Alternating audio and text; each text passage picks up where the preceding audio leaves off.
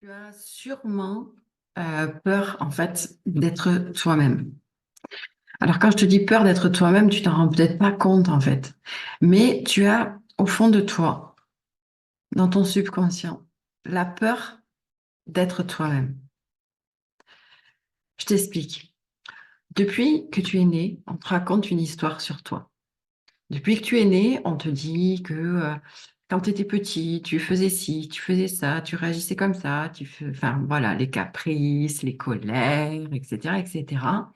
Ensuite, tu grandis et puis tu commences à réaliser que ce qu'on te racontait est vrai. Tu es cette personne-là.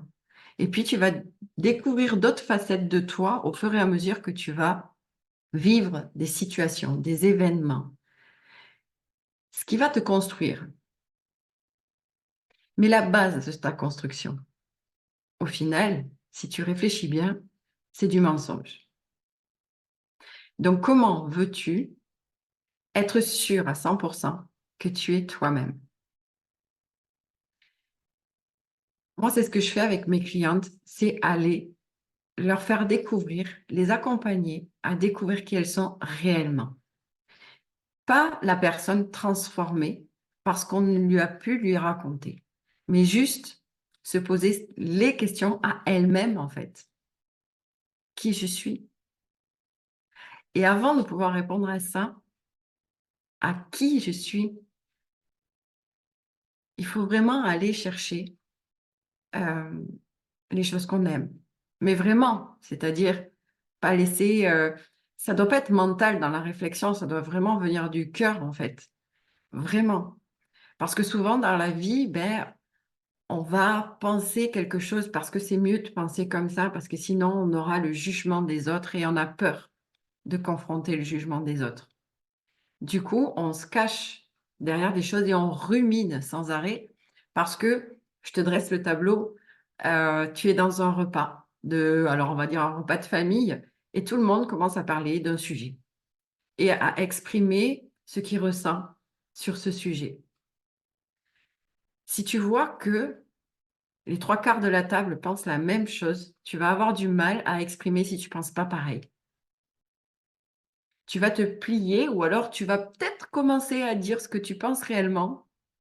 Et puis quand tu vas commencer à avoir des mais non, ou tu réfléchis pas, ou des choses comme ça qui t'arrivent dans la figure, bah, du coup tu vas dire, ouais, ils ont peut-être raison. Peut-être que ce que je pense, c'est pas bon en fait. Et du coup, tu vas vraiment intégrer cette croyance-là, le fait de te dire que bah, les trois quarts des gens pensent comme ça, moi je pense comme ça, donc c'est peut-être eux qui ont raison. Je me tais, je m'efface. Mais si tu prends une autre paire de lunettes, que tu regardes la même situation, que tu vois que les trois quarts des gens pensent une chose et que toi, tu penses différemment. Pourquoi c'est pas toi qui penserais correctement en fait?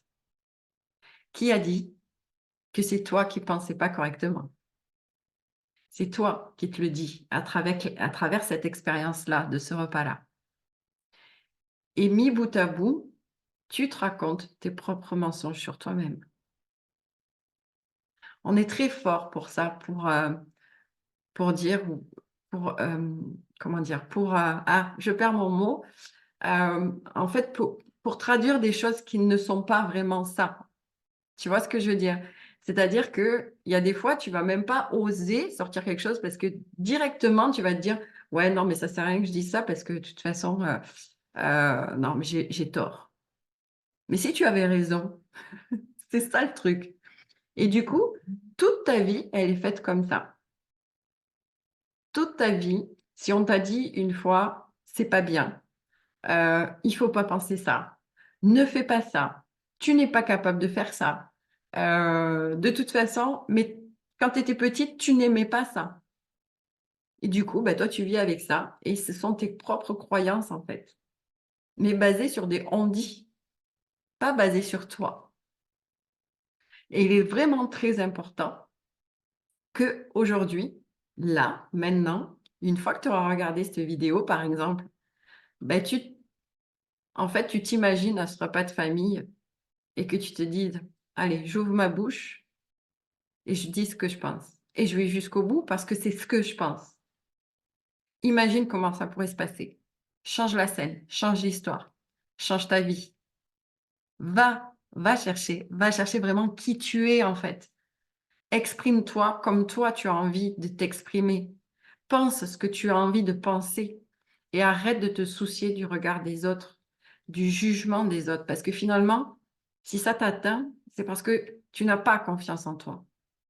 Prends confiance en toi, réellement. C'est là où j'amène mes clientes. C'est là où j'amène toutes les femmes qui sont dans mon groupe Enjeux émotionnels. C'est à ça. C'est qui elles sont réellement et qu'elles aillent jusqu'au bout des choses par rapport à leur cœur, par rapport à qui elles sont. À aucun moment dans ta vie, et encore une fois, j'y suis passée, on a, on a beau dire, on a beau faire, c'est le regard extérieur qui détermine ta vie. C'est des réflexions extérieures qui déterminent qui tu es. Donc, prends les rênes, assume qui tu es, assume ce que tu penses, dis-le haut et fort et vois ce qui se passe. Alors au début, ça ne sera pas simple parce qu'au début, les personnes qui te connaissent et qui ont l'habitude de voir quelque chose de toi vont se dire: «Mais qu'est-ce qui se passe? Elle a changé». Non, en fait, tu ne changes pas, juste tu deviens qui tu es. Ou du moins, tu réouvres la porte que tu as fermée au fond de toi depuis des années. Tu ouvres enfin cette porte et tu oses être qui tu es. Je vous laisse là-dessus.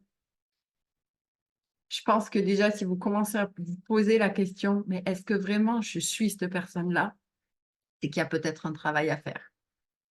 Je vous laisse là-dessus. Vous pouvez commenter. Oui, vous pouvez vraiment commenter parce que je sais qu'il y en a beaucoup qui osent pas commenter, mais allez-y, en fait, je vous répondrai et voilà et continuez à vous abonner. Je vois qu'il y en a qui s'abonnent de temps en temps.